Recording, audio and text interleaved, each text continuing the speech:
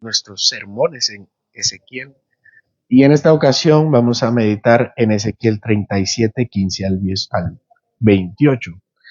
Y como les mencioné, Ezequiel tiene una estructura bien marcada, en las cuales yo no sé si ustedes se recuerdan, pero los primeros capítulos fueron muy difíciles en el tema de la idolatría. Ezequiel, o más bien el Señor, insistía con la idolatría del corazón. Y posteriormente, cuando llegamos al juicio de las naciones, el Señor insistía en el juicio, en el orgullo. Y ahora el Señor insiste, para que vean que no todo es duro, en la restauración. Y de eso se trata a partir del capítulo 36, la restauración. Y el momento en el que se encuentra Israel nos hace meditar que hay momentos en la vida en la que no se le puede echar la culpa a nadie más. Estamos tan acorralados respecto a nuestro pecado. Uno mira hacia atrás y ve las decisiones mal tomadas, caminos torcidos, advertencias ignoradas. A veces fueron decisiones personales, otras veces decisiones colectivas, de una familia, de una iglesia, también como nación. Y las consecuencias no tardan en llegar. Relaciones rotas, divisiones, oportunidades perdidas, una historia que parece fragmentada sin remedio, y en lo más profundo, una vida espiritual que se enfría. Cuando se ignora a Dios y se sigue el propio camino, el alma comienza a apagarse. Se pierde el sentido de propósito. Se quiebra la comunión con el Señor. Ya no podemos encontrar alegría en la adoración. Ya no hay hambre de la palabra. Y uno se encuentra habitando en una rutina vacía, sin dirección.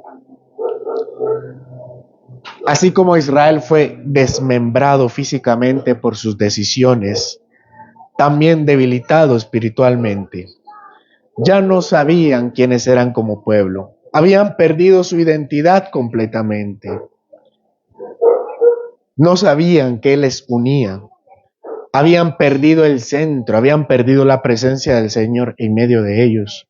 El pueblo que había sido uno bajo el reino de David y Salomón, las 12 tribus se dividió después por causa de su pecado, de la idolatría, el orgullo y la rebelión contra Dios. No sé si recuerdan, pero para este momento el reino de Dios, el pueblo de Dios está dividido. Podemos leer la palabra y encontrar a partir del reinado del hijo de Salomón, Roboam, que se separa el pueblo de Dios. Está primero el reino del norte, que fue compuesto por 10 tribus, y estas 10 tribus empezaron a construir sus propios altares y a crear su propia religión. Y en el reino del sur se encontraba Judá y Benjamín, que trató de mantener la forma exterior del culto, aunque siempre cayó en pecado. Ambos reinos terminaron en ruinas por el juicio de Dios. El reino del norte, las 10 tribus, fue conquistado por Asiria, y poco más de 100 años después, el reino del sur, Judá y Benjamín, terminó bajo las manos del imperio babilónico, y es el que estamos estudiando hoy. La historia del pueblo de Dios estaba en pedazos. Pero el Señor no deja su obra inconclusa. En medio de esta historia tan fragmentada, Dios le da a Ezequiel una señal profética. Tan sencillo, hermanos, como que cualquier niño puede entenderlo. Un par de palos. Y esta fue una señal no porque el pueblo lo haya pedido, ni porque lo merecía, sino porque Dios había prometido restaurar a su pueblo. Y esa restauración no sería solamente individual, como vimos en la primera parte del capítulo, sería colectiva, como veremos hoy. Este pasaje, más que una enseñanza sobre la unidad nacional, se trata del poder de Dios para rehacer lo que el pecado quebró, no por nostalgia, sino por redención, no para volver al pasado, sino para cumplir el plan eterno bajo todas las condiciones originales con las que Dios hizo un pacto con su pueblo. Esta es la profecía para quienes no saben cómo volver a comenzar, pero saben que necesitan que Dios actúe. Ezequiel nos muestra que cuando nuestros pecados quebraron todo, la fidelidad de Dios puede rehacer todas las cosas bajo su reino. Vamos a leer capítulo 37, versículos 15 al 17. Dice Ezequiel: vino a mí palabra de Jehová diciendo: Hijo de hombre, toma ahora un palo y escribe en él: para Judá y para los hijos de Israel sus compañeros. Toma después otro palo y escribe en él: para José, palo de Efraín, y para toda la casa de Israel sus compañeros. Júntalos luego el uno con el otro, para que sean uno solo, y serán uno solo en tu mano. Esto, a diferencia de la primera parte del capítulo 37, no es una visión, como de la de los valles, el valle de los huesos secos. Esto es una profecía. Dios le dio a Ezequiel la encomenda, le encomendó la palabra. Ezequiel debía tomar dos palos. Y hermanos, durante el principio del libro, no sé, pero ustedes creo que me vieron moverme mucho porque trataba de ejemplificar lo que Ezequiel tenía que hacer, y voy a tener que hacerlo, pero Ezequiel tenía que tomar dos palos, y esos dos palos, que no sabemos qué tan planos eran, qué tan redondos, o qué tan grandes, o qué tan pequeños, debía unirlos, pero sostenerlos con una sola mano. Y esa es la forma en que debía presentarlo ante el pueblo de Israel. Y antes de presentarlo, el pueblo de Israel debía colocar dos mensajes. Pero si ustedes se dan cuenta, más que dos mensajes, son dos destinatarios. En el primer palo debía escribir: para Judá y para los hijos de Israel sus compañeros. Y en el segundo palo debía escribir: para José, palo de Efraín, y para toda la casa de Israel sus compañeros. ¿Qué significaba este mensaje? Por si no lo recuerdan, desde los 12 patriarcas hasta el rey Salomón, el pueblo de Israel era uno solo, conformado por 12 tribus, con la anotación de que la tribu de José estaba dividida o conformada por dos, que eran sus hijos, la media tribu de Manasés y la media tribu de Efraín, que formaban la tribu de José. Salomón gobernaba sobre las 12 tribus hasta que cometió un gran pecado. El rey Salomón, a pesar de toda su sabiduría, desvió su corazón tras muchos ídolos por mujeres extranjeras, por lo que Dios lo sentenció a dividir el reino en dos: la parte del norte y la parte del sur. La parte del norte conformada por 10 tribus y la parte del sur conformada por 2 tribus, la de Judá y la de Benjamín. El Señor le dio las 10 tribus del norte a Jeroboam, quien lamentablemente se rebeló también contra el Señor e hizo un culto en Betel y otro en Dan para evitar que el pueblo subiera a Jerusalén a adorar. Y el reino del sur, bajo el reinado de Roboam, hijo de Salomón, tenía Jerusalén y tenía el templo. El reino del norte adoptó el nombre de Israel. Así que si ustedes después de Salomón leen Israel, seguramente se refiere al reino del norte. Y la parte del sur, conformada por Judá y Benjamín, adoptó el nombre de Judá.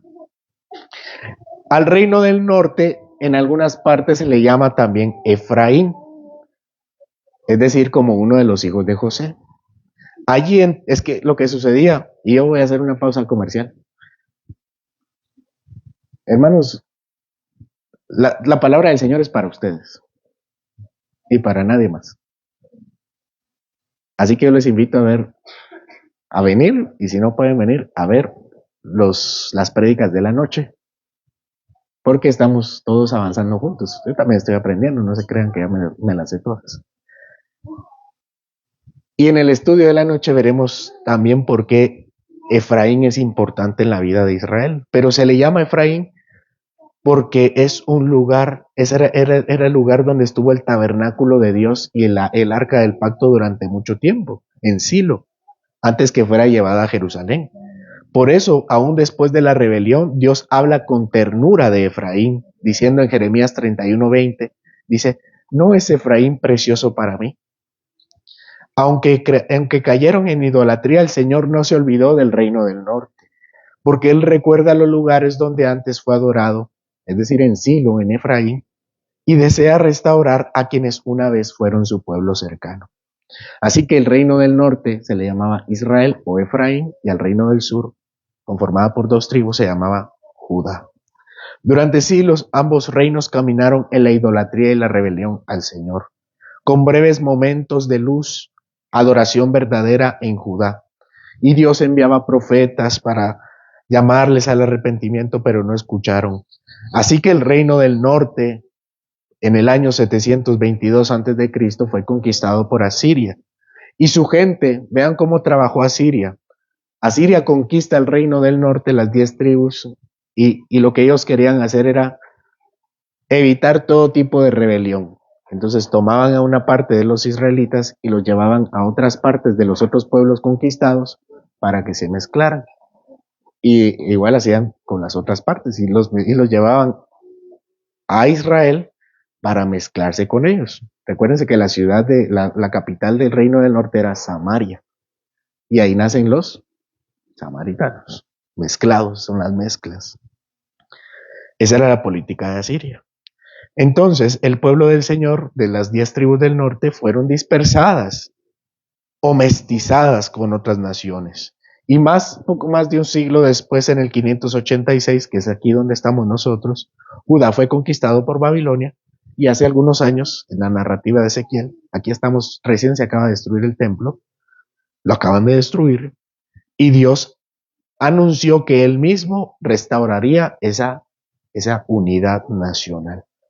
Y no solamente los iba a unir, sino que les iba a colocar un rey y tendrían solamente un pacto.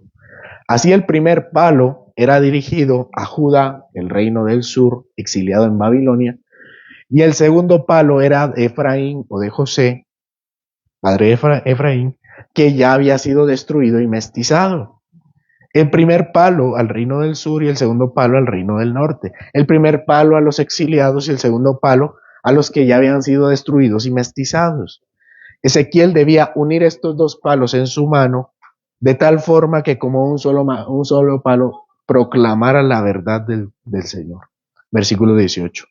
Y cuando te pregunten los hijos de tu pueblo diciendo, ¿no nos enseñarás qué te propones con eso? Ezequiel, como todos sus actos proféticos hasta el momento, debía dramatizar todo a los judíos, delante de los judíos, lo que el Señor le había mandado. Para este momento en la vida de Ezequiel, estoy convencido que cuando los judíos veían a Ezequiel ir al centro de la plaza o de la colonia, del vecindario, decían, otra vez viene Ezequiel con otra profecía. Porque para eso llegaba Ezequiel a decirles, con una actuación. No sé si ustedes recuerdan, pero una de las grandes actuaciones fue hacer un boquete en su pared, agarrar sus maletas y pasar el boquete. Ustedes se imaginan los vecinos de Ezequiel ver a Ezequiel rompiendo la pared de su casa y pasar sus cosas afuera por medio del boquete. Entonces yo creo que la gente cuando veía a Ezequiel caminar al centro del pueblo, le preguntaban naturalmente, ¿qué es esto que estás haciendo ahora? ¿Cuál es la enseñanza de todo esto? Versículo 19, diles, así ha dicho Jehová el Señor, he aquí yo tomo el palo de José, que está en la mano de Efraín, y a las tribus de Israel sus compañeros, y los pondré con el palo de Judá, y los haré un solo palo, y serán uno en mi mano, y los palos sobre los que escribas estarán en tu mano delante de sus ojos, y les dirás, así ha dicho Jehová el Señor, he aquí yo tomo a los hijos de Israel de entre las naciones a las cuales fueron, y los recogeré de todas partes, y los traeré a su tierra. Entonces el palo con el nombre de Judá y sus compañeros, y el palo de Efraín y sus compañeros, debían unirse en la mano de José, en la mano de Ezequiel, de tal modo que su mano cubriera la unión y pareciera un solo palo. El primer palo representaba a Judá, al reino del sur, y el segundo palo representaba al reino del norte, José o Efraín. El Señor le dice a los judíos, yo los voy a tomar a ustedes, o más bien voy a tomar a sus hermanos que están allá destruidos, mestizados, y ambos reinos estarían juntos como en los tiempos de Moisés, como en los tiempos de los jueces, como en los tiempos de Saúl, como en los tiempos de David y en los tiempos de Salomón. Dios los tomaría en sus manos y los haría una sola nación otra vez. Pero esto, hermanos, tenía un gran problema. Si bien Judá estaba allí, con Ezequiel y los cautivos en Babilonia, Efraín ya había sido destruido, había sido dispersado y mestizado hace más de 100 años, conquistado con Asiria y la política de Asiria con sus pueblos conquistados de llevar y mezclarlos entre las demás naciones. Después de 100 años, estos israelitas de las 10 tribus del norte ya no tenían identidad hebrea, y era porque ahora tenían diferentes nombres, apellidos y apariencias. Ya no eran los mismos apellidos que tenían, porque tenían padres amorreos, tenían padres moabitas, tenían padres árabes y de diferentes naciones. Y no solamente era que sus aspectos y nombres eran diferentes, su cultura y su religión era diferente. Ahora habían hecho un sincretismo entre la religión de Judá y la religión que ellos traían de sus naciones. Ellos eran los samaritanos. Entonces tenemos un gran problema. Los israelitas del norte ya no existen como pueblo del pacto. Ahora los habitantes del norte de Israel son descendientes de israelitas con otras naciones paganas, completamente mezclados y por lo tanto idólatras y falsos. ¿Cómo haría el Señor para reunir nuevamente a un pueblo que ya no existía? Pero para los hombres es imposible, pero para Dios no hay nada imposible. Versículo 22 y 23. Y los haré una nación en la tierra, en los montes de Israel, y un rey será a todos ellos por rey. Nunca más serán dos naciones, ni nunca más serán divididos en dos reinos, ni se contaminarán ya más con sus ídolos, con sus abominaciones y con todas sus rebeliones. Y los salvaré de todas sus rebeliones con las cuales pecaron, y los limpiaré y me serán por pueblo, y yo a ellos por Dios. El Señor continúa explicando qué más incluiría esta unión de Judá e Israel. Ahora serán una sola nación, y dice que serán una sola nación ya no exiliada, sino que en Canaán. Canaán es la tierra prometida. Compartirán nuevamente la geografía y el gobierno, porque tendrán un solo rey. Y es que si ustedes recuerdan, y por eso les digo que tienen que quedarse al culto de la noche, solo 3 reyes gobernaron sobre todo Israel antes de dividirse. Vamos a ver si recuerdan. El rey Saúl, el rey David y el rey Salomón. Solo ellos gobernaron en todo Israel. Durante David y Salomón fue lo que se conoció como la época dorada de Israel. El Señor les estaba diciendo, en pocas palabras, que volverían a esa época dorada de prosperidad y paz. David luchó por la paz y llevó la paz. Y cuando Salomón llega, todo el reino tiene paz. Dios promete que los reyes de Judá e Israel, lo que nunca lograron, que era eliminar completa y permanentemente los ídolos del pueblo, que Israel no haría nuevamente actos abominables, ni tampoco participaría más de una actitud rebelde. Él les dice, yo los salvaré de todas sus rebeliones. Y además le recuerda esto que ya hemos visto en las profecías anteriores. Él los limpiará. Y algo más recurrente, yo seré su Dios y ustedes me serán por pueblo. Pero hay más detalles sobre esta nueva época. Versículo 24 al 28. Mi siervo David será rey sobre ellos, y todos ellos tendrán un solo pastor, y andará en mis preceptos y mis estatutos guardarán, y los pondrán por obra. Habitarán en la tierra que di a mi siervo Jacob, en la cual habitaron vuestros padres. En ella habitarán ellos, sus hijos y los hijos de sus hijos para siempre. Y mi siervo David será príncipe de ellos para siempre, y haré con ellos pacto de paz. Pacto perpetuo será con ellos. y los estableceré y los multiplicaré y pondré mi santuario entre ellos para siempre. Estará en medio de ellos mi tabernáculo y seré a ellos por Dios y ellos me serán por pueblo. Y sabrán las naciones que yo Jehová santifico a Israel, estando mi santuario en medio de ellos para siempre. Y es precisamente el rey David quien volverá a reinar sobre ellos. Es decir, esa época dorada volvería nuevamente por David, como en los tiempos tan anhelados. Porque el rey David no solo gobernaba sobre Israel como si fuera un juez, él era un pastor también. Porque el rey David no solo gobernaba Israel con mano dura, sino que también lo hacía con todo el amor de su corazón. Antes de reinar sobre Israel, yo no sé si ustedes recuerdan, y otra vez, eso lo vamos a ver en el culto de la noche, pero David fue pastor de ovejas en los campos de Belén. Y allí en lo escondido aprendió a guiar, a proteger y a cuidar con ternura y valentía a las más vulnerables de su rebaño. Allí arriesgó su vida contra los leones y los osos para salvar a sus corderos, aprendiendo a cuidar con valentía y ternura. Sin embargo, este oficio no solo fue una etapa en la vida de David, fue la escuela de Dios para formar el corazón de su pastor. Cuando más tarde fue ungido como rey, no dejó de ser pastor, solo cambió el tamaño de su rebaño. Ya no cuidaba ovejas, cuidaba al pueblo de Dios. Por eso la Escritura dice que el Señor lo sacó de detrás de las ovejas para pastorear a Jacob su pueblo. Eso está en el Salmo 78. David fue quien se armó de valor para defender al pueblo cuando Goliat los amenazó, con la misma onda con la que David mataba a los depredadores de sus ovejas. También mató al gigante. Y David unificó a las tribus y estableció Jerusalén como capital. Trajo el arca del pacto de vuelta en el centro del culto y gobernó con justicia. Y de acuerdo con Crónicas, él reorganizó la adoración al Dios vivo y la dirigió.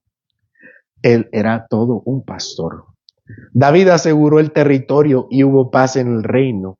Esa es la promesa que Dios reafirma, que alguna vez dijo a Jacob, que si bien Abraham, Jacob, Moisés habían estado en la tierra prometida, fue David solamente quien hizo que Israel habitara finalmente con seguridad allí, porque tanto Abraham, Jacob, Moisés, Josué y los jueces estaban en guerra constantemente, sino hasta que David venció a los enemigos de Israel.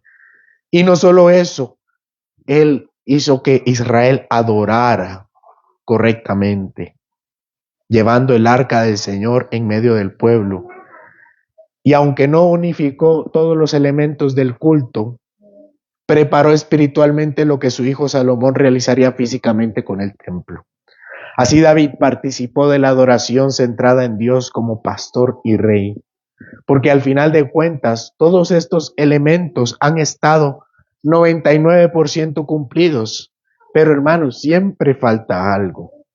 Cuando el castigo de Judá terminó en Babilonia y se cumplieron los 70 años, Judá regresó a su tierra.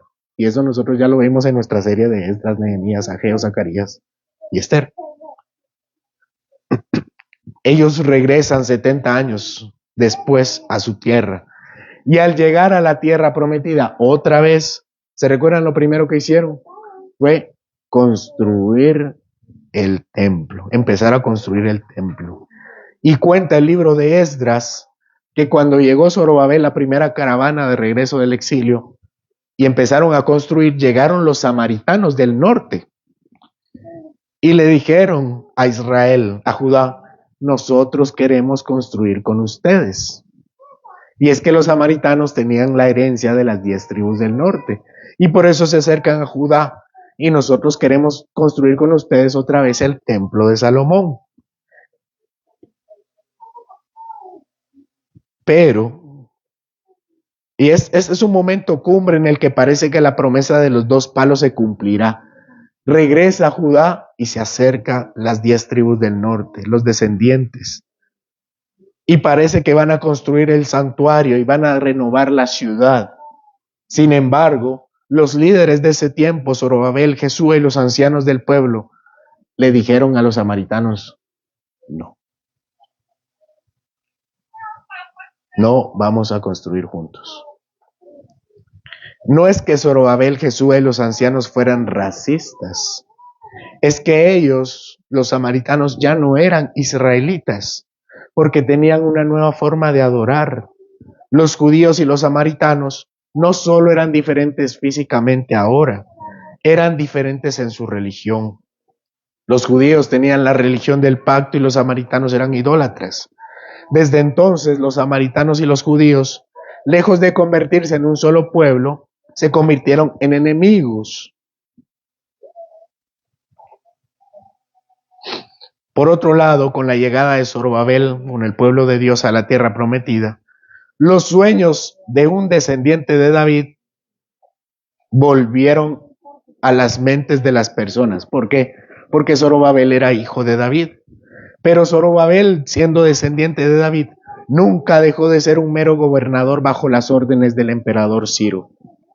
Peor aún, la idolatría, bueno, tal vez no peor, pero cuando llegó Israel nuevamente, la idolatría, Israel ya no fue el mismo.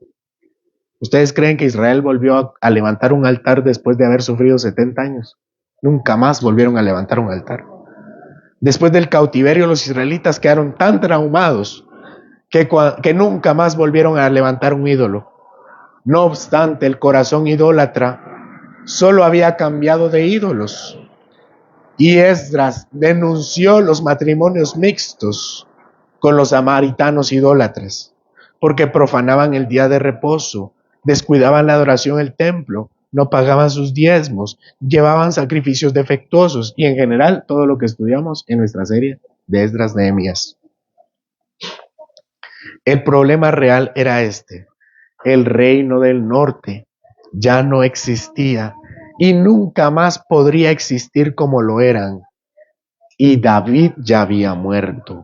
Y la descendencia del rey David ahora solamente eran esclavos del imperio. ¿Cómo Dios podría cumplir esta profecía? Un problema más. Para Israel podría ser un poco difícil pensar que Dios hiciera un tabernáculo otra vez. Porque si recuerdan, el tabernáculo era una tienda que había sido reemplazado por el templo de Dios. Y cuando ellos regresaron de los 70 años, construyeron un templo, no un tabernáculo. Ese era un problema más. Ya no podrían construir el tabernáculo porque había un templo. Entonces, ¿qué significaba todo esto? ¿Cómo el Señor podría resolver estos grandes problemas? Bueno, esta es la respuesta a todos los problemas. Jesucristo, hijo de David. Él sería el pastor levantado. Pastorearía al pueblo al alimentarlo espiritualmente con la predicación y físicamente con los panes y los peces. Jesús traería de vuelta a las ovejas descarriadas de la casa de Israel, a los pobres, los contaminados, los publicanos, las prostitutas y todos los pecadores. Además, enfrentaría a los líderes del pueblo, quienes devoraban las ovejas, pero como rey también las gobernaría, porque nuestro Señor dice, la ley se cumple en mí. Este nuevo David traería salvación al pueblo de una forma que ni siquiera el verdadero David lo hizo, porque Cristo derribó la idolatría de su pueblo de una manera más profunda. El linaje de David podía destruir las piedras y las maderas que tenían forma de Dios, pero solo Cristo pudo arrancar la idolatría del corazón al colocarse a sí mismo como el rey entrañable. David, en los tiempos del rey Saúl, había sido ungido por Samuel, pero esperaba un tiempo cuando reinaría sobre todo Israel. Saúl, el hijo de Saúl, Isboset, se levanta y David solo puede ser ungido en Hebrón de Judá. Pero finalmente, tras el asesinato de Isboset, hijo de Saúl, las demás tribus reconocen a David como rey de toda la nación. Jesucristo, sin embargo, Aun cuando el reino del norte ya no existía, sino solo los despojos de los samaritanos, aún los llamaría mi pueblo. El Señor confirma a los samaritanos como verdaderos hijos cuando llega con una mujer samaritana y le da agua. Los samaritanos, de acuerdo con las palabras de nuestro Señor, los samaritanos no adoraban lo que no sabían en el monte Gerizim. Y aunque los judíos adoraban correctamente en el templo de Jerusalén, finalmente Jesucristo sería levantado y ascendido como el lugar de adoración. Al entender esto, entender que Jesús era el lugar de adoración, la mujer le dijo, dame más agua. Y llevó el agua de la vida a los samaritanos de su región. Jesús era el nuevo tabernáculo al derribar el templo de su cuerpo. Él habitó en medio de su pueblo para traer la presencia de Dios en medio de ellos, tanto judíos como samaritanos, porque la hora venía donde ni en Jericín ni en Jerusalén, sino en espíritu y en verdad. Los discípulos del Señor entendieron la promesa. Felipe, uno de los 7 diáconos, fue llevado a predicar a los samaritanos las nuevas del Mesías. El Mesías estaba llamando a su pueblo. La predicación sobre Jesús el Cristo trajo un avivamiento notable entre Samaria. Posteriormente, Pedro y Juan son enviados a Samaria para orar por los nuevos creyentes y así recibieran el Espíritu Santo, que les podía dar un nuevo espíritu y un nuevo corazón y limpiarlos. Esto que había sido prometido a Israel también era en parte para los samaritanos y espiritualmente serían unidos al pueblo. Pero nuestro Señor Jesucristo va más allá de todo esto. Este nuevo rebaño que uniría al rebaño original era más que los samaritanos. Poco después, en Hechos capítulo 10, el apóstol Pedro recibe una visión en la que se le revela que no debe llamar común ni inmundo a ningún hombre, y es enviado a la casa de Cornelio, un gentil, quien junto con su familia recibe el Espíritu que limpia de todo pecado.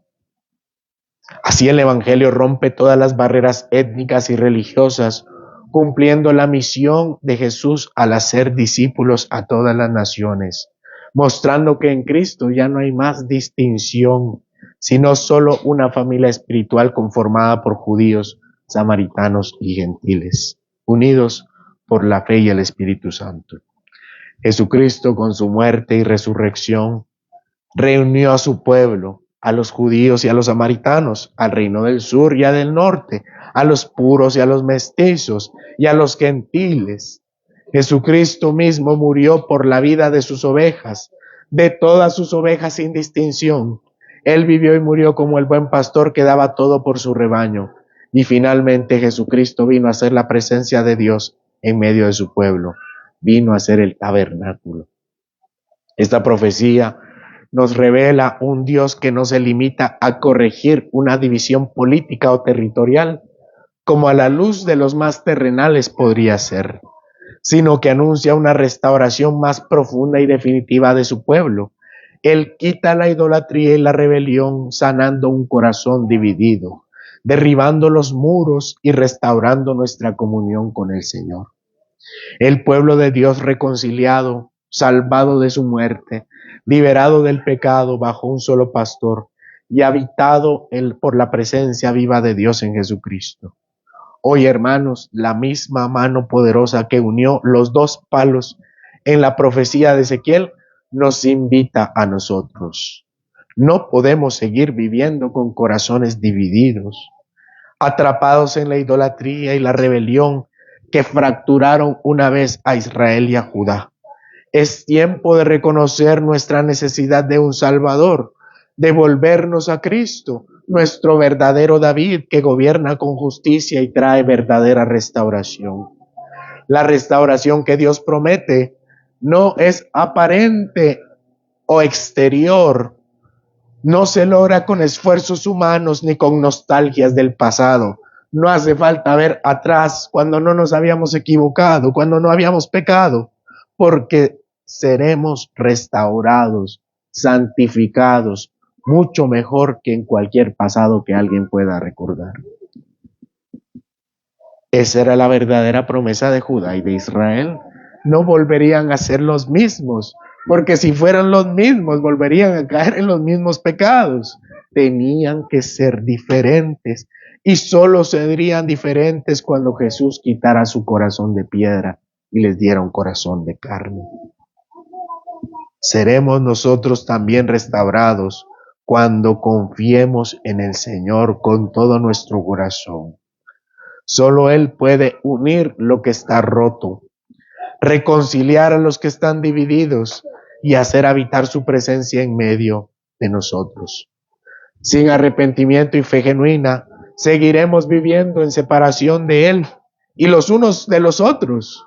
Podemos estar aquí juntos y compartiendo el mismo espacio geográfico, pero no tenemos el mismo don espiritual que nos apartará para siempre en la vida venidera. Sin arrepentimiento y fe genuina, lejos del tabernáculo de la gracia y lejos de la comunión que Él ofrece, estamos perdidos. Por eso, hermanos, la pregunta de hoy es muy clara. ¿Están ustedes dispuestos a dejar a un lado sus pecados, idolatría y rebeldía y entregar sus vidas al único pastor que Dios ha levantado? ¿Están ustedes dispuestos a que los limpie? La profecía de Ezequiel nos llama a ver un solo pueblo con un solo corazón bajo un solo rey. Que no sea solo un anhelo, que ustedes puedan vivirlo, porque Dios promete habitar en medio de nosotros para siempre. Hermanos, la última pregunta.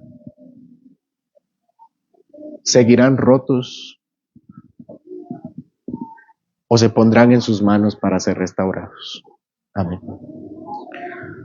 Al terminar este sermón, Señor, estamos entendidos que aún nos falta mucho que caminar y que mientras más avanzamos, más pecados y más errores, más faltas y más transgresiones a tu ley cometemos. Nos volvemos negligentes con nuestras palabras, herimos, pecamos contra otros, engañamos, y aunque tratamos de aparentarlo, todo eso, Señor, deja secuelas en nuestra vida y en la vida de otros, de los que nos rodean. Por eso, Señor, ayúdanos a ver la única salida que podemos encontrar en ti. No anhelar el pasado como cuando no habíamos hecho tal cosa o cuando no habíamos pecado de tal manera. No vale la pena encerrarnos en la autocomiseración, Señor, ni en la lástima. Ayúdanos a verte a ti, tú que otorgas un nuevo corazón y limpias la vida del más sucio. Y si alguien está aquí, Señor, sin la realidad de su vida pasada, muéstrale sus pecados, Señor. Ábrele sus ojos para que vea su necesidad de ti. Que mientras más avanzamos en la vida cristiana, nos damos más cuenta que somos más pecadores de lo que pensábamos antes. Sin embargo, Señor, el hecho de que nos acerquemos a ti significa que tú nos estás atrayendo y que mientras más pecados miremos en nosotros, no es necesariamente, Señor, que nos estemos alejando de ti, sino que al acercarnos a ti, tu luz brilla sobre nosotros y somos más conscientes de quiénes somos sin ti. Por eso, Señor, te rogamos que con tu Espíritu, el que ya nos has dado en Cristo Jesús por medio del arrepentimiento y la fe, termine su obra en nosotros. Y mientras avanzamos en el libro de Ezequiel, podamos entender la grandeza y la magnitud de la restauración que tú traes a tu pueblo. Señor, estamos a cuentas contigo en nuestra salvación. Sin embargo, necesitamos ponernos a cuentas contigo para nuestra santificación.